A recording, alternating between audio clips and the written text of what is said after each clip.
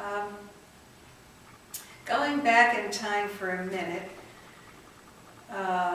to earlier things and to the labor movement.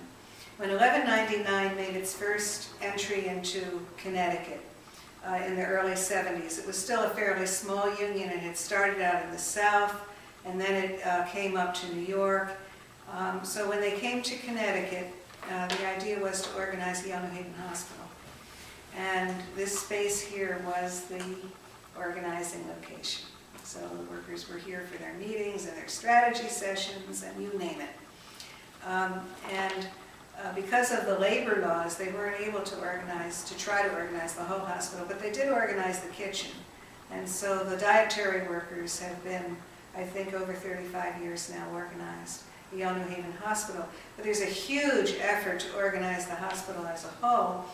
And one of the poets who uses this venue, named Influence, works at the hospital and is one of the leaders of the effort to get the union in at Yale New Haven Hospital today. So the tradition of this building connection with the organizing drives remains. And Influence has just begun to have the People's Center as his monthly venue, which we're thrilled about. And at the last poetry session, he spoke about his trip to Washington, D.C., where he was a witness to the introduction of the Employee Free Choice Act into the Senate and participated in a lobby day visiting with Dodd and Lieberman. And the Employee Free Choice Act is crucial. It is a game changer in our country because just about most workers, if they're not afraid of losing their job and retribution from the boss, would certainly want to have their own organization and their own collective way of standing up for their rights on the job and grievances and attaining higher wages and better working conditions. And so the struggle to elect Barack Obama was a struggle to put us in place for this fight and many other fights to change our country and make increase democracy and equality. And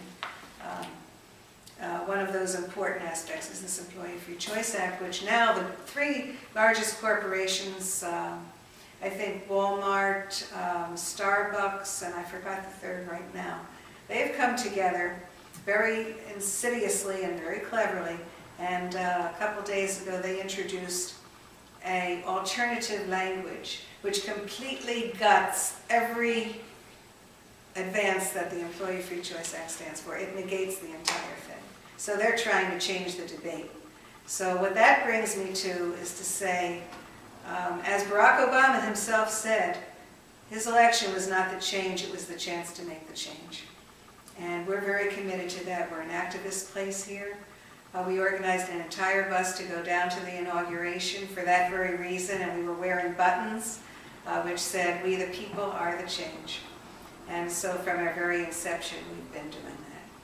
There's other groups that meet here. There's the Unidad Latina en Acción.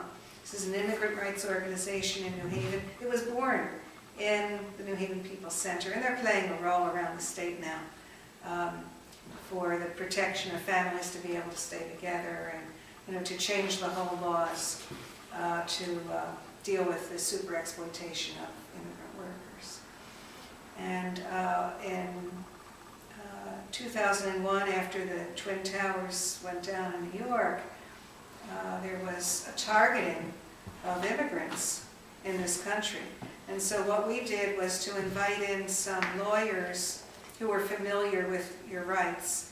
And we just publicized that, and people began to come. And there was this whole group from Guatemala that ended up coming. I didn't know any people. And of course from other countries in Latin America. And so we encourage you can have your own organization. It doesn't just have to be coming to something that people send to us. And pretty soon, Unidad Latina en Acción was born.